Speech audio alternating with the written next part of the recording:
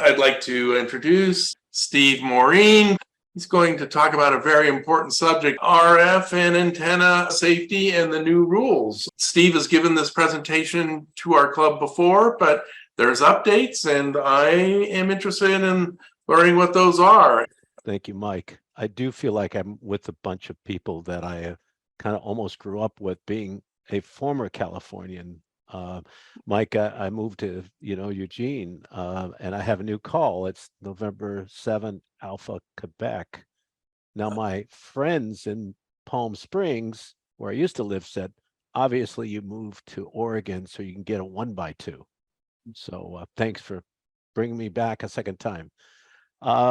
So I'm just going to start the presentation. One thing I wanted to begin with, though, by saying, in thinking about the presentation, I realized that, a lot of people have gone to the ARRL site to do an environmental assessment using the tools they have, and we're going to be doing that.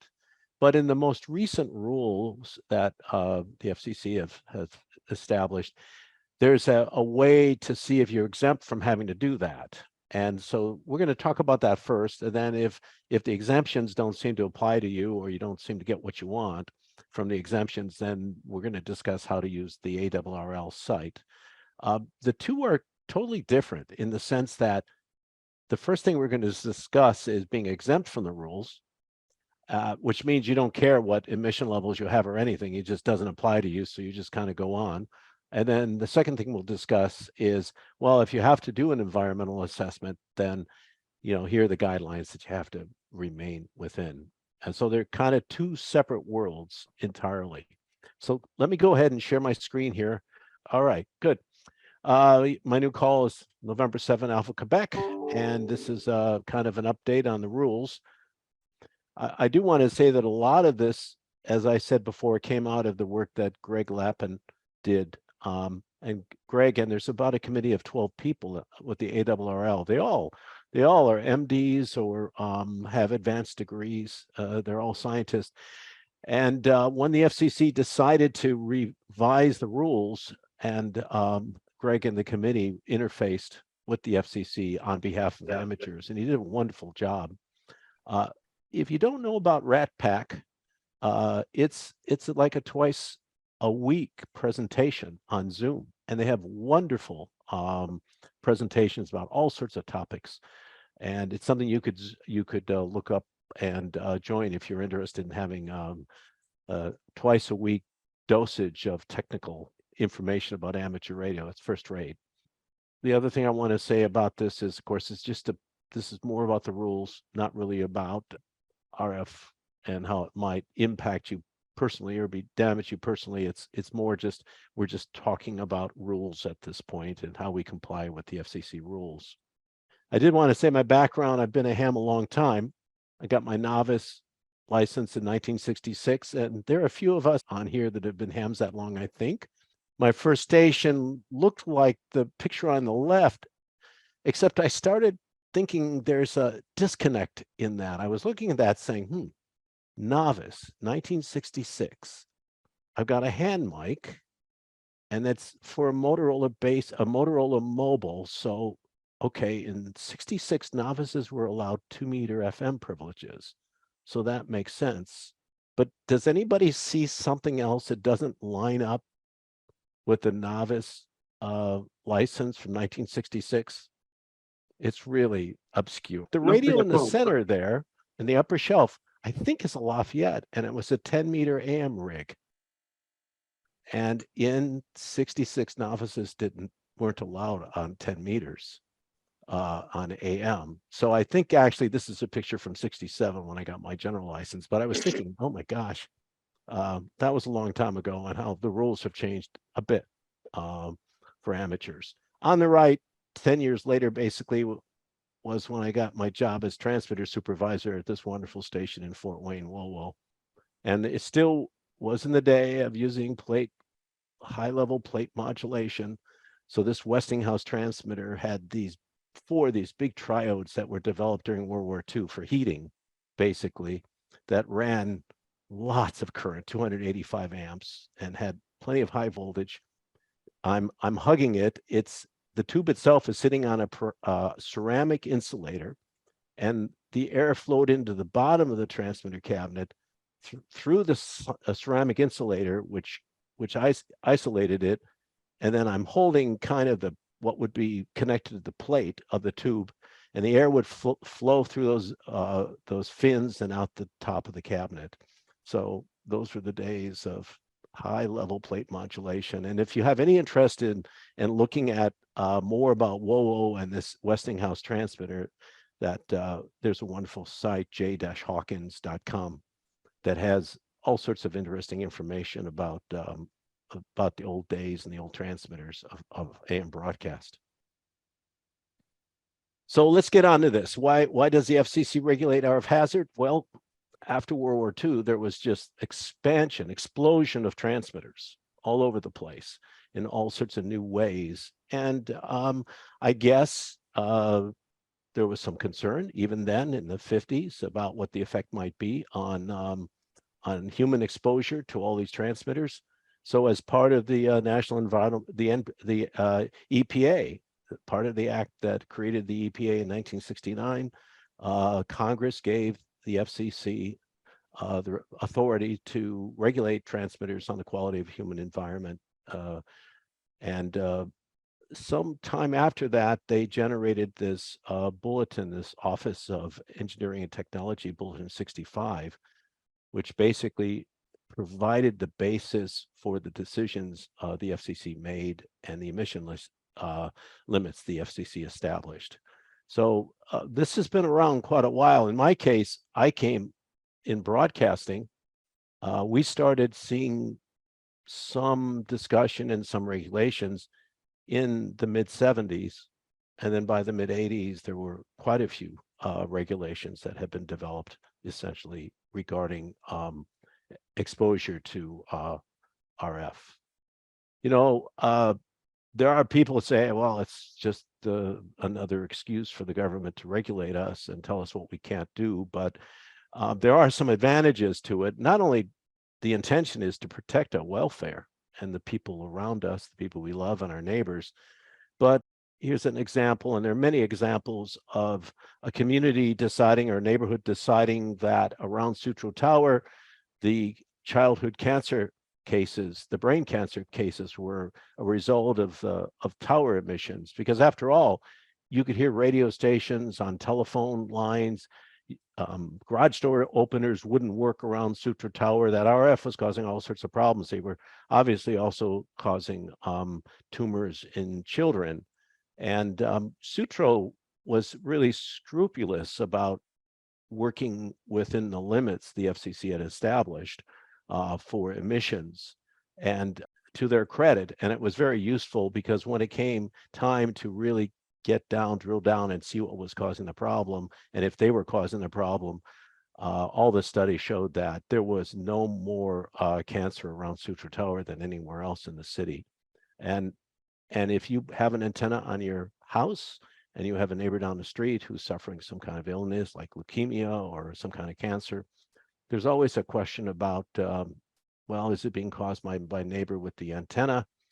And you can say that these emission limits that you operate within have been around since the mid-80s, and they've been scientifically proven to be very effective and reliable for providing safety of people around transmitters. So it's useful for us to have these limits in place. So the FCC, since 1998, decided that all the stations had to be, any transmitter had to be evaluated for compliance with the exposure guidelines. However, for amateurs, they established something called a categorical exclusion. And basically, if you operated up to a certain power level, you were just excluded. You didn't have to do anything. So all of us basically operated under this banner that we just didn't need to do anything because we were excluded.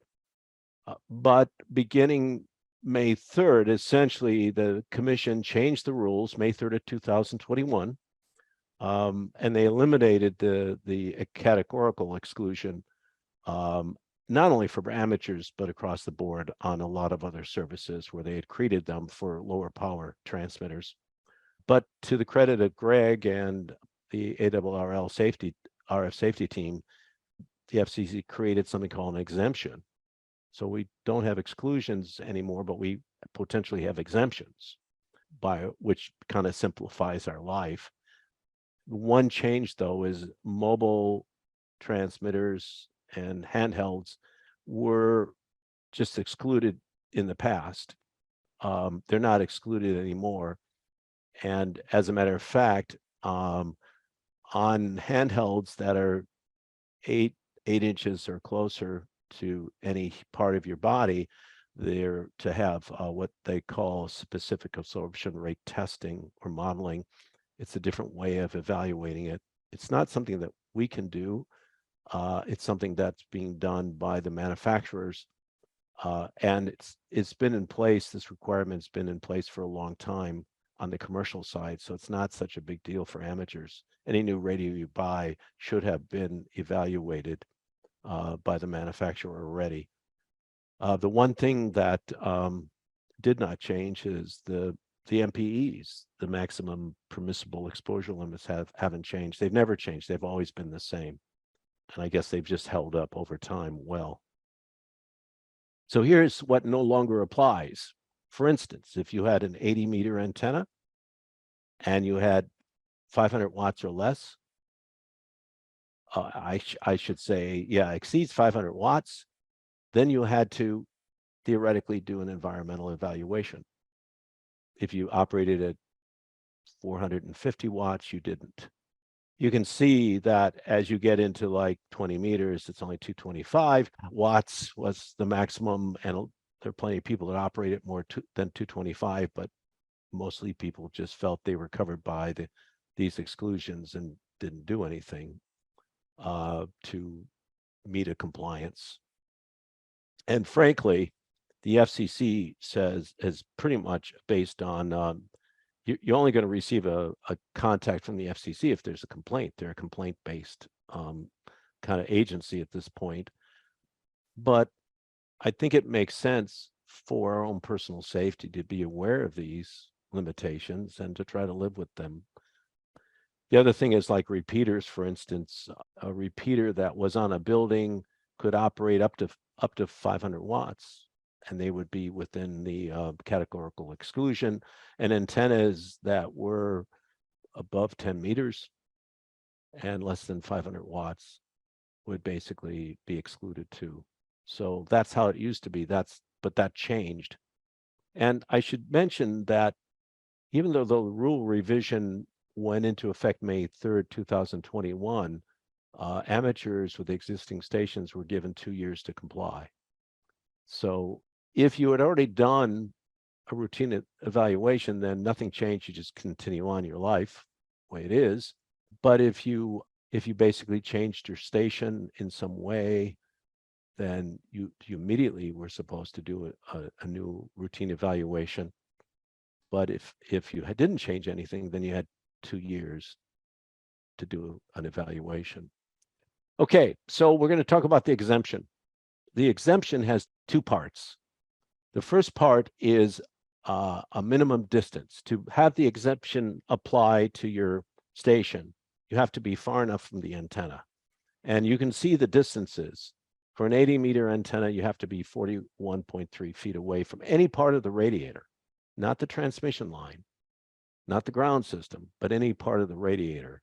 And for a 20-meter antenna, you have to be a minimum of 10.3 feet away. For the technical folks here, how did they come up with those distances? It's that formula at the top. It says lambda divided by 2 pi. And that's an approximation of where the near field of the radiator ends. So the FCC wants you out of the near field because in the near field of the antenna, the magnetic and the electrical fields are somewhat unpredictable and can be quite large. One can be very large and one can be very small. So they want you out of the near field, and these are the distances for the near field, where the near field ends and you're into the far field. So that's part one. Part two is how much power can you run?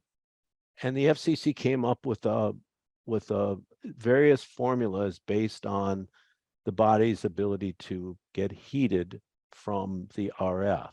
And this is the reason there's a spreadsheet basically to do all of this for you. But you can see in the HF band of 1.34 to 30 megahertz, the ERP that you're allowed in watts is 3,450.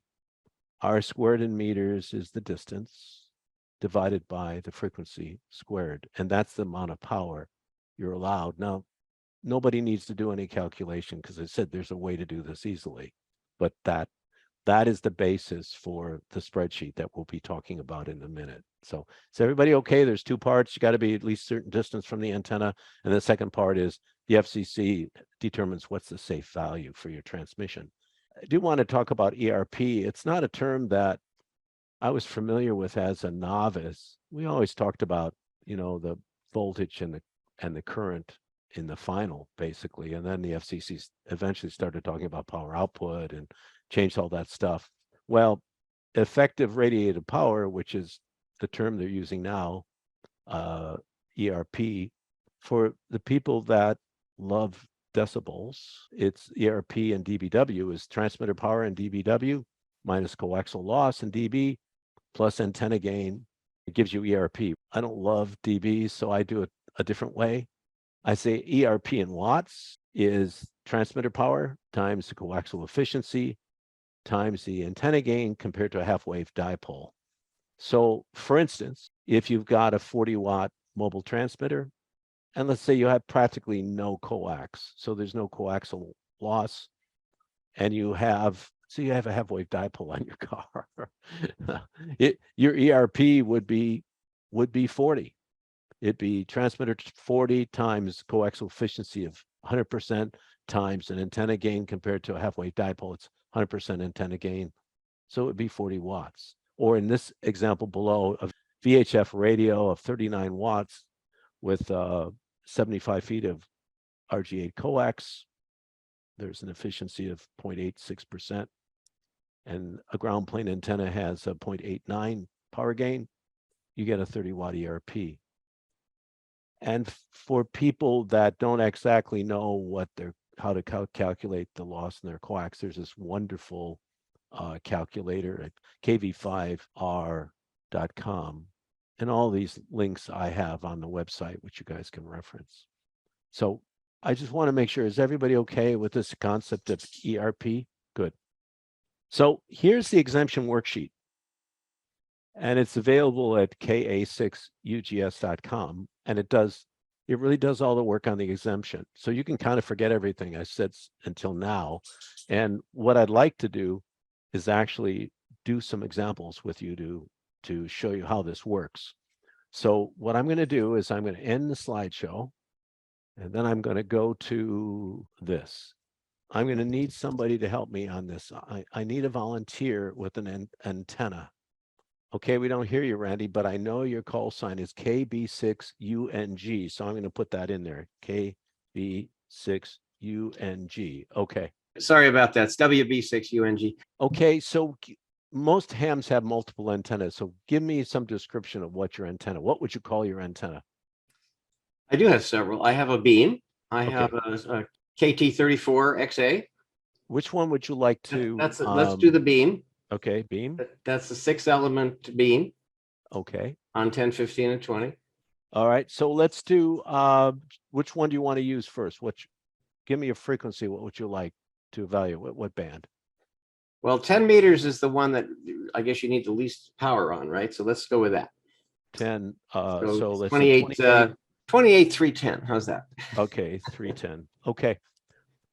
And so according to the calculator, I just entered the frequency. Your minimum distance is 5.5 feet. Okay. Okay. How far are you from the antenna? How far is any human exposure to the antenna? At least 50 feet. Okay, 50. Entered 50 feet, and the calculator says the exemption applies. So you're out of the near field of the antenna. So let's talk about your coax. What kind of coax do you have? Those are your choices. So LMR 400. LMR 400. Okay. And the length? 75 feet. 75 feet. Okay. And how much power do you run? I can run up to 1200 watts. Okay. This is going to be good.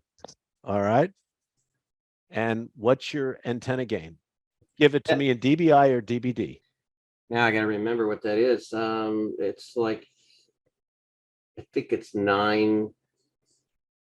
It might be 9 dB. I can look it up really fast. That's all right. It's good enough for this. I put in Probably 9 dBi, Mhm. and your ERP is 5,195 watts. And the FCC, under the rules, the maximum allowed at that distance is 1,000 watts. Now, you have given me a great case to explore later. I specifically addressed this, Randy, later on. So it's wonderful. Thank you. You're so welcome. No worries on this one. Don't worry about this one, but give me a different antenna. All right, so I have a vertical that's right above me. Okay. I'm on the second floor, and that's maybe 10 feet above my head. Okay. So it's 10 Same, feet. I can run the same amount of power if I wanted to. 10 feet. Okay. Probably. Okay. That's the calculated. Okay. So you have to be 5.5 feet. Is the same band 28? Well, that would be probably the worst, I would think, because if you go lower in frequency, I guess you can get more power, right? So at that frequency, aren't you affected? Yeah. The higher the frequency. Exactly. Yeah. So that would be the worst case. I don't Okay. use the vertical on 10 meters. I use it on 40 and 80 meters. Okay. Let's put it on 40 for fun. Okay. What do you say? 7.25 or something? Or where? Oh, well, I'm mostly go on the FT8 stuff. So let's say that's down at 7074.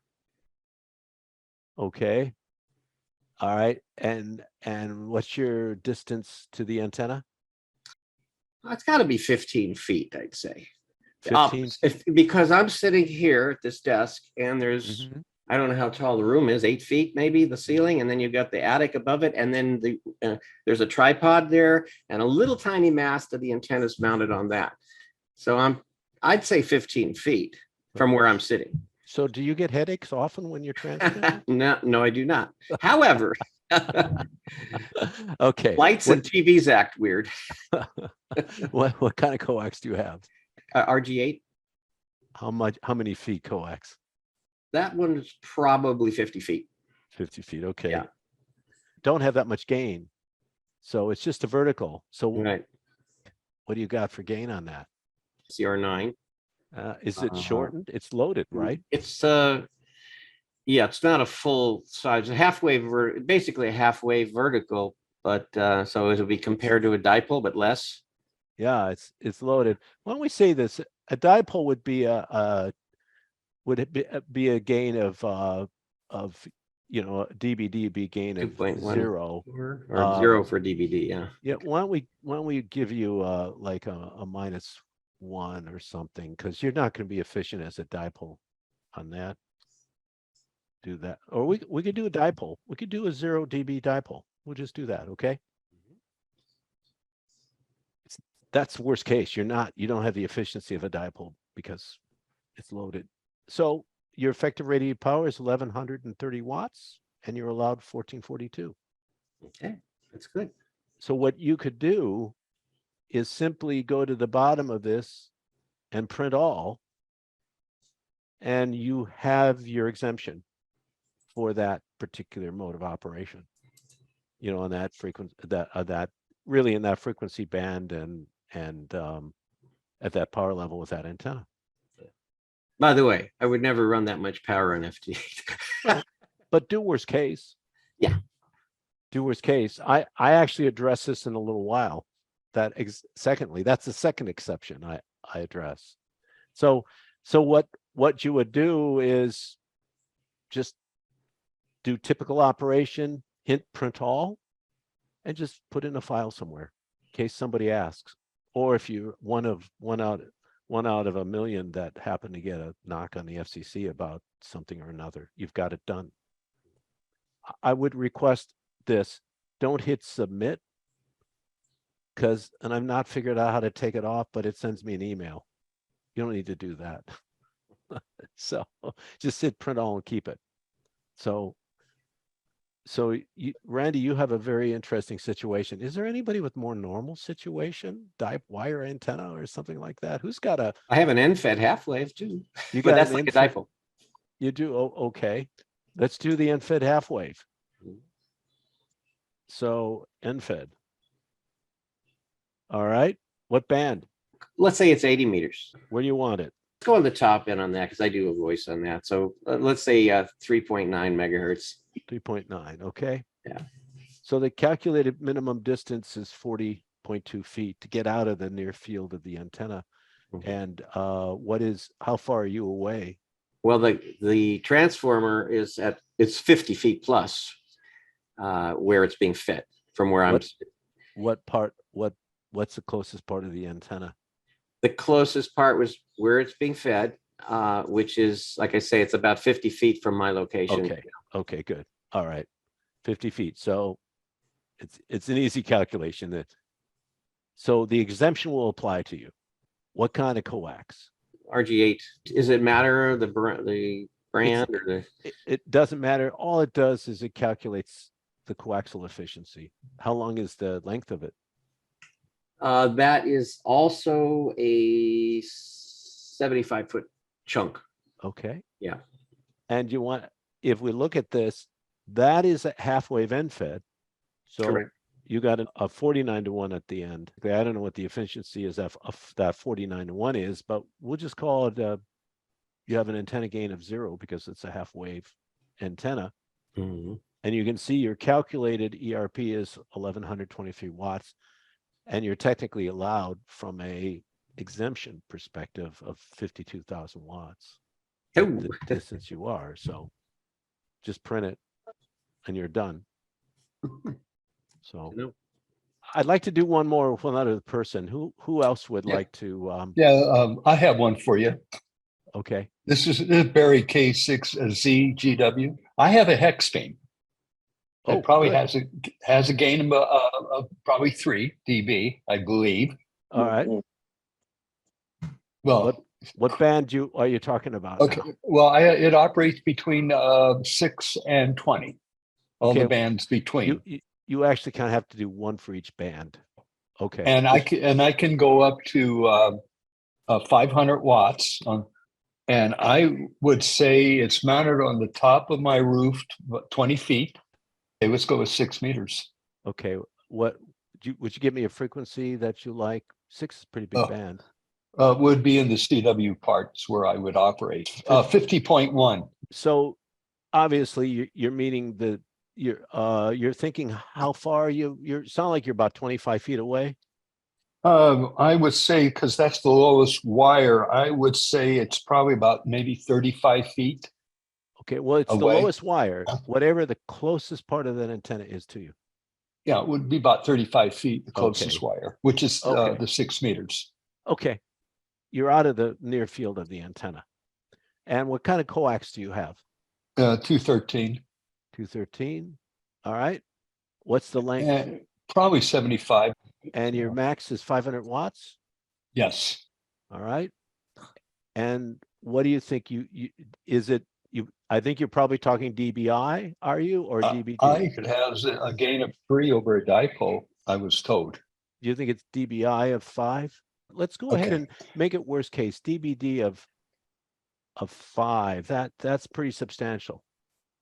So you can see if I put a DBD of 5 in there, and I'd be surprised if it has that, because how many elements on 6 does it have?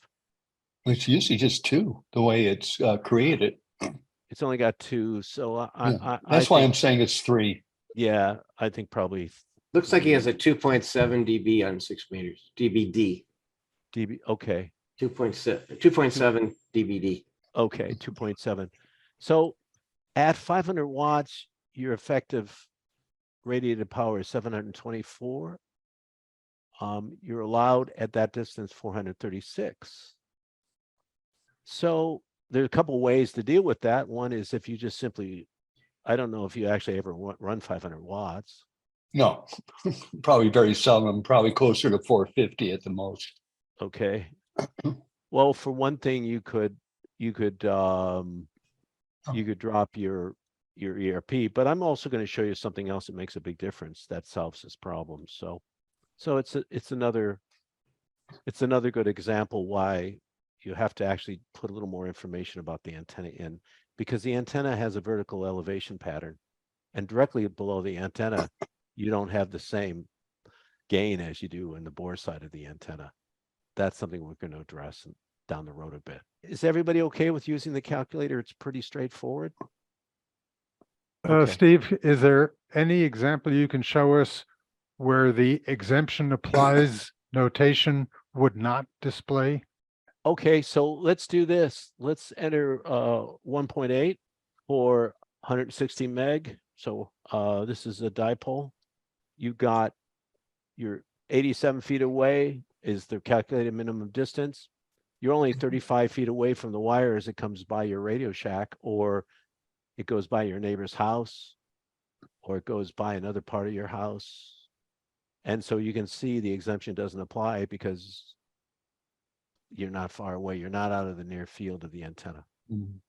The exemption won't work for you. You could have a vertical on 160 meters, and you just got to be 87 feet away from it for the exemption to work for you. Where can we get a copy again of this chart? If you just go to ka6ugs.com, everything is there. ka6ugs.com. All the references, all the links, and there's a link to this calculator there. I'm going to go ahead and start the PowerPoint again. And I think, so at the ARRL site, as part of their calculator, they have a list of gain for the various antennas, some of them which we talked about. So this hex beam, they say, is 5.0 dBi, which is about what we were doing because we were talking DBD. So 5.0 minus 2.15 be the DBD gain. So this is a good starting point. And there's a link to this at the website. I do want to say that there are plenty of instances where the exemption doesn't work because, frankly, the exemption errs on the conservative side. And so in reality, there can be many situations where you're within the maximum permissible emission, but yet the exemption says you don't qualify for an exemption. So if you are in a situation where you have to do a routine environmental evaluation, there's three ways to do it. One would be with a calibrated power density meter. Another would be to model the power density or calculate the power density. Yes. This is an ARDA power density meter. In some environments, the only way to do it is just to measure it. And these are not inexpensive, though. These are like $5,000. And they used to have to be calibrated every year, but now the calibration lasts longer. So that's one way to do it. Another way to do it is, I don't know if anybody has used any of the NECs, EasyNEC or anything like that. You can model it. You can model the power density. There's some specific requirements in modeling it using the modeling software. Although SAR modeling is for handhelds is something completely different. Or you can compute it. And the wonderful OET65 has the formulas for computing what power density exists on an antenna at a certain frequency, at a certain distance, in a certain duty cycle and mode. So someone, I don't know who did this, but someone came up with a Fortran program somewhere before the new millennium, and it was published in CQ magazine. And it's lived on now online at a number of websites, including the ARRL website. And they have exposure calculator instructions, which includes things like the list of gains on various antennas. And then they have a link to exposure calculator, which is where we're going to do the next stop here. So let me in the slideshow, and I'm going to switch over to their exposure calculator. It is a little more complicated, but the parameters you need are power at the antenna. Randy, you had the antenna that had an issue, right? Can we Huge talk effective about that rating here. again? Yeah, I just looked up my spec, by the way, on 10 meters. It's a little bit higher, 11.3 dBd. Wow. Let's work on yours there. How much power are you going to have at the antenna? You can just make something up. 500 watts, let's say. Okay, let's put it 500 watts, because to be honest with you, I've never run amps at full power. And we're going to say that the transmission line is perfectly efficient, which it isn't, because this wants power at the antenna. So this would be less than 500 watts, but let's say 500 watts. And in terms of under mode duty cycle, you're given various modes here. Sideband with no speech processing, sideband with heavy speech processing, CW, because what we're looking at is the heating of cells over a 6-minute time period for the area we call controlled. So that's the area around the transmitter. That's your home. It's where your family is, where you control things, so to speak. There's one specification, one limit for that. And then there's another limit for the uncontrolled area, which is public, basically. And so the amount of cell heating in the uncontrolled area is averaged over 30 minutes. The amount of heating in the controlled area is averaged over 6 minutes.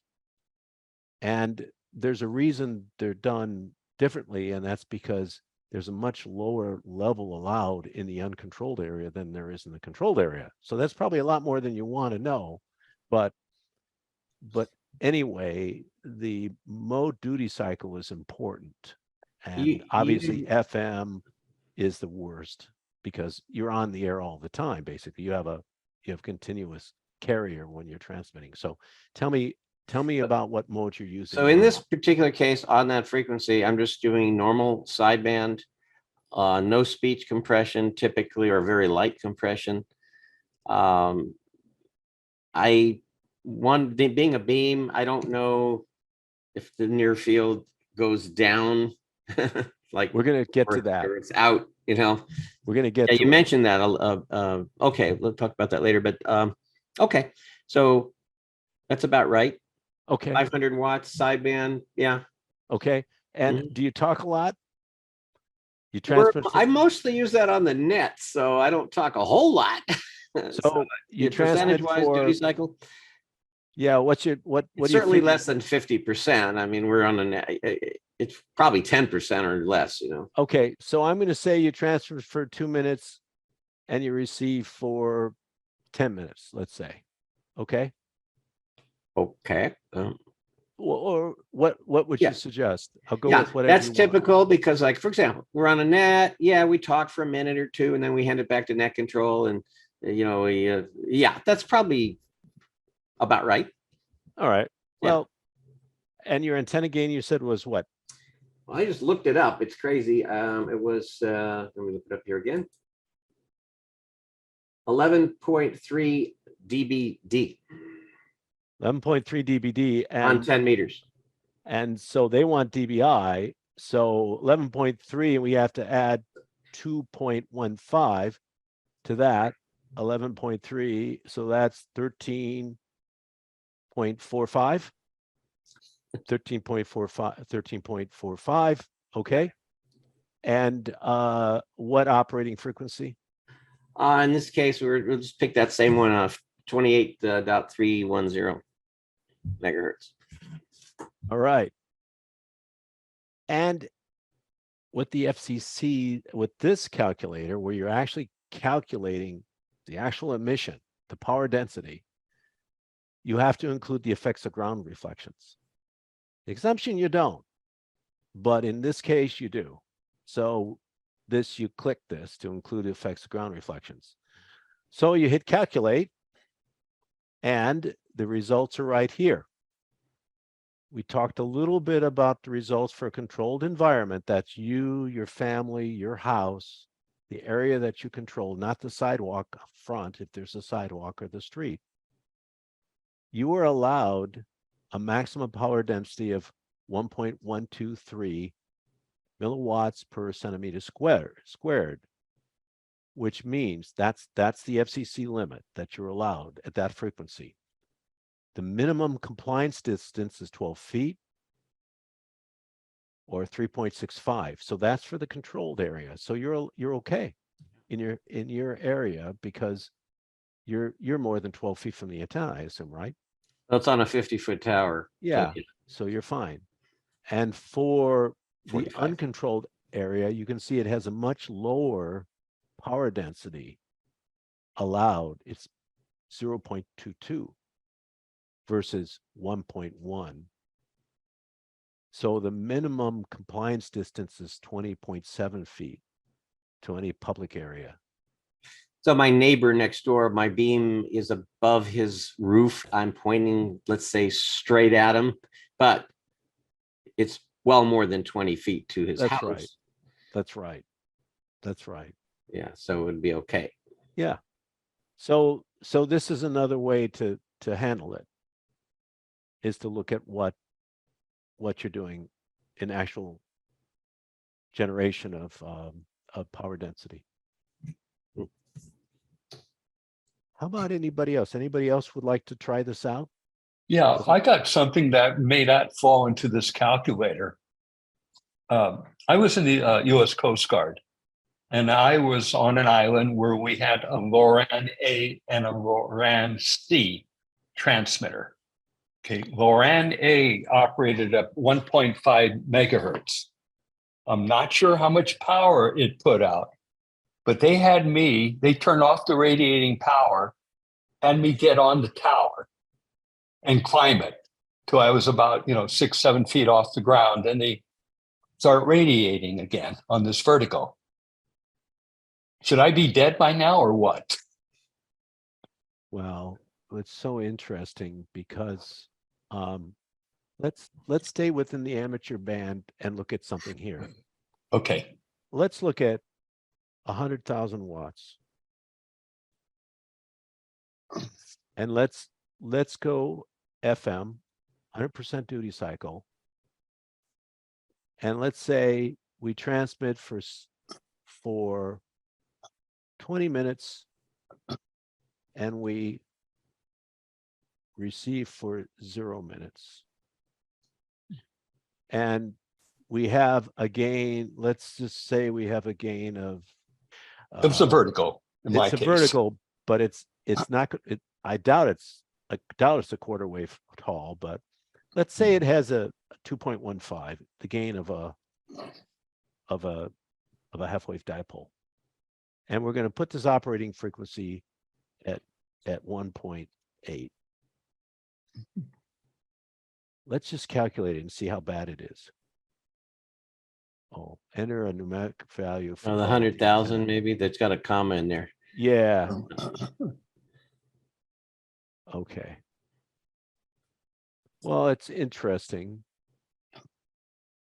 Minimum compliance distance would be 18 feet. So, I mean, I can tell you that at WoWo, for instance, we would drop to 5,000 watts and the climber would jump on the ladder, jump on the tower from a wood ladder, and he spent a lot of time on the tower. The body isn't very effective at absorbing RF at these low frequencies. I wonder if we can go lower. I wonder if we can go to the bottom of the broadcast band. Let's go to 0.5 megahertz. Let's see if it'll work that low.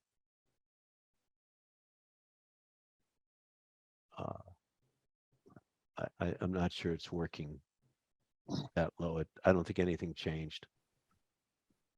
So it's just a matter of heating. Did you feel hot? That was 50 years ago. 50, 67, that was 60 years ago. Don't remember. We wouldn't do it now. I guarantee you. I wouldn't would do it. not do it now. I would take the wouldn't- court martial. No, we wouldn't do it now, but frankly, the bigger issue was any voltage across the tower that you might come across. Yeah. Then I think the RF. So yeah, I can't see who's asked that question, but can any of the other people in line tell me, is this guy a little odd? Does he seem like he had too much RF along the way? It does explain a lot about Barry, yeah. So there's But when I was just real fast, when I was looking at the frequency that I operated on, I found a public health LORAN radiation study. So between 42 and 2010, over 10,000 Coast Guard people was exposed to this X radiation, they called it. X-ray radiation. X-ray? That's what it said. X-ray radiation from I high wonder if voltage vacuum tubes. Yeah, it was the X-rays coming off the vacuum tubes Okay. in the Very high voltage. transmitter. They Loran C, 11 kilowatts to 1.2 megawatts. Yeah. But that was further down on the island. I mean, the island, you can walk around the whole thing in 30, 40 minutes. But I was actually in the building where the LORAN A transmitter was. And Standing another one watch. here says 100 kilowatts to 4 megawatts. That's a lot of power. Yeah. Anyway, Well, it's an interesting question. I just, to be honest with you, in the broadcast community, television and radio, there's really been no real, most of the transmitter engineers live a long life. Part of it, it's easy living, it's quiet, it's stress-free. and you just don't, I've never really come across any of this as a problem with transmitter engineers over the years. yeah, I just lost my son at 42 from a rare cancer. So, it's Yeah. always in the back of my mind. Yeah, I don't think there's anything going on. I should say they continue to study RF radiation and hazards. There may be something they find. We're certainly exposing ourselves to it with our cell phones. Steve, that raises the question, what is the basis for the MPE figure itself?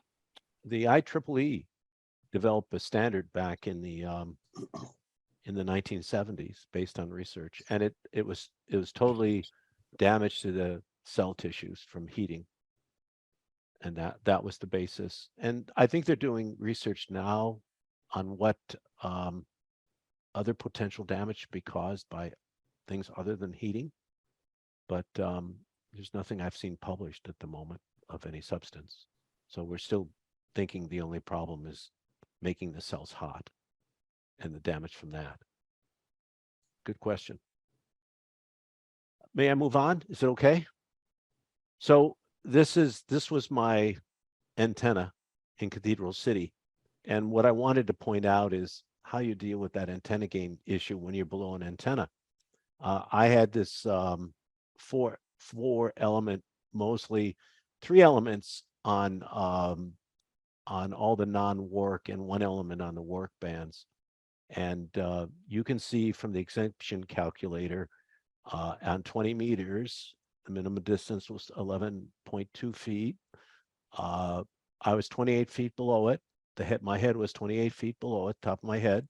So the exemption applied. I had LMR 400. I had 150 feet of coax, 500 watt transmitter. The gain was 7.98 dBi, and my effective radiated power was 1600 watts. And the maximum I was allowed was only 1283. So what do? It's exactly what we've been talking about. Well, you have to look closer what the antenna gain is. And I found an EasyNet analysis of a 3-element Yagi antenna in free space. And if you look at the top, you'll see that it's exactly what you expect. If you look at it top down plan view, the azimuth pattern, you see that on the bore site, it's got it's got that specified gain, or pretty close to the specified gain of about 8 dB. The outer ring is at 8 dB. If you were to get on a ladder and just look at the antenna from the side and look at the elevation pattern, you would see that on the bore site, it's got that outer ring is 8.11 dB of gain, or 8 dB of gain. But when you come down 90 degrees, you're actually at about 10 dB less, a minimum of 10 dB less, totally underneath the tower. So, I mean, the FCC, this isn't really manipulating anything. It's just basically putting in the correct antenna gain when it's not pointed at you, essentially. And it's not pointed at you because you're below the tower. So if you go back to that calculator and you correct the antenna gain directly underneath the tower, now if you take essentially the 8 dB and you subtract 10 from it, then you have a -2 underneath the tower, and you can see the effective radiated power underneath the tower is 164, and you're allowed actually 1.283. And I wasn't close enough to any of my neighbors that there was going to be an issue. They were all far enough away that, plus I was probably over them. So that's one way to treat it. Another way to treat it is, here's another example. This is a ground plane. And I did this on EasyNet. And you can see the azimuth pattern is round. This is for a 20-meter ground plane with 4 ground radios mounted 15 feet above the ground. And if you look at the elevation, you'll see that directly below the antenna, there's about, once again, about a 10 dB reduction in the signal strength directly below it, and about 17 feet on in that space, about 8.5 feet either side directly below it. Just real briefly about a handheld radio. They're not covered like they were. They have to be tested with SAR, essentially. Manufacturers should be doing it. A couple of years ago, I asked the Yaesu sales guy about it. He didn't know anything about it. I'm hoping they are starting to know something about it, but it's really not something we as amateurs can do. The one thing we need to be aware of is if you buy a new radio and you change the antenna, it's certainly not going to have been tested with that antenna unless it's been published. So theoretically, you shouldn't really change the antenna on a radio you purchase, a handheld you purchase. The good news is any HT manufactured before the rules were changed, they're grandfathered. You're okay with them. What I would say, if you use a handheld a lot, then why not get a remote mic for it and clip it to your shoulder or something and get it away from your body a little bit if you're running 5 watts. It's just kind of a reasonable thing to do. But that's only if you're using it a lot. If you use it for 10 minutes, here and there, it's not going to be a problem. I looked at mobiles, and Richard Rudman and I got together and with his power meter to look at what was going on. So I took my car. I have a little BMW 3 Series, and first I calculated what was going on using the ARRL calculator. I have 33.5 watts. FM is the mode duty cycle. I talk a fair amount, so 2 minutes, then receive for 4 minutes. My antenna gain was 1.7. So we calculated essentially the allowed power density was 1 milliwatt per centimeter squared, and the calculator on the ARRL site says basically a minimum safe distance is 2 feet for me, my controlled environment, and about 4 feet for the uncontrolled environment for the public. So that's this drawing, basically. What was interesting was when we measured it, it was almost exactly that. We found that within 2 feet of the antenna, we were over the 1 milliwatt per centimeter squared limit. And then we had to be out to 4 feet to be below the 0.2. So it was remarkable to see how that lined up with reality. We also got into the car with the power meter, and we would transmit and we would not transmit. We transmit, we not transmit, and we didn't see any change in the RF in the car. So, you know, the roof was working pretty well as a Faraday cage or a ground plane, which was nice to see.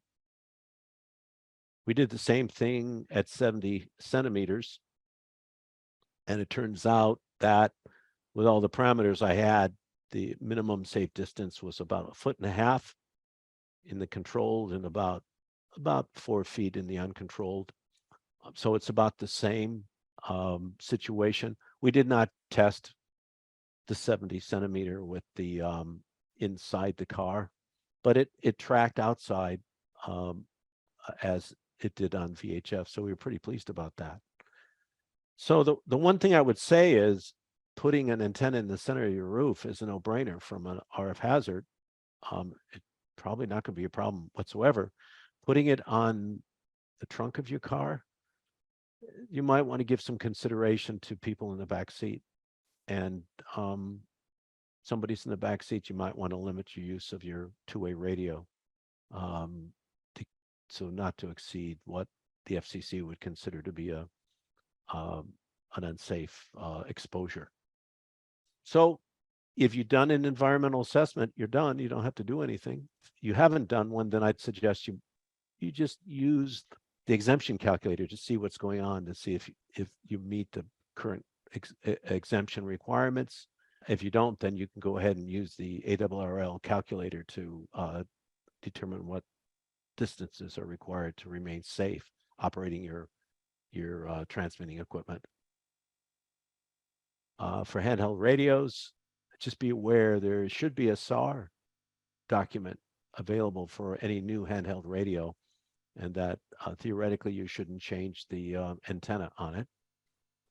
But you do have a grandfathered privilege on existing radios that were purchased before May 3rd, 2021. And a little comment that we're all responsible for conforming to the FCC radiation thresholds, staying within them. And we do that basically for our own good and for the good of people we care about and our neighbors and so forth. And if you find that you potentially could be operating over an exposure limit, you can do things. You can move your antenna higher away from people. You can put up signs or barriers. That's allowed. You can transmit for shorter periods of time. That's allowed. You can lower your power. And you know, if you have an antenna on the back of your car and you're having a QSO with somebody and you see somebody walking close to your car, you can always say, will you stand by a minute or two? I'm going to let somebody pass the car and just brake for a little bit, let that person pass the car. It's not like anybody's going to get electrocuted. Hopefully they won't touch the antenna. But you need to be aware that if people are around you, you don't want to create a hazard for them. And lastly, if you're doing a field day, you do have to look at all the RF. You have to kind of do a sum of all the RF exposure to make sure that in total you're not over the FCC limit. There are online resources available, and you can go to the ka6ugs.com site, and everything that I've linked is available, and you can go from there. So I'm expecting there will be a new OET 65 supplement B out, and for those that like technical reads, it's really well done and a great resource if you want to really bone up on this stuff.